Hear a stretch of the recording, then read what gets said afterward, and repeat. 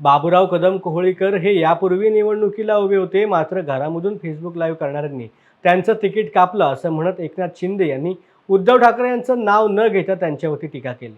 आज मुख्यमंत्री एकनाथ शिंदे हे हिंगोली लोकसभा मतदारसंघामधील शिवसेनेचे अधिकृत उमेदवार बाबूराव कदम कोहळीकर यांच्या प्रचारासाठी हादगाव या ठिकाणी आले होते। त्यावेळेला भाषण करताना त्यांनी हे वक्तव्य केले। यावेळेला मुख्यमंत्री एकनाथ शिंदे यांच्यासोबत सिने अभिनेता गोविंदा देखील उपस्थित होता।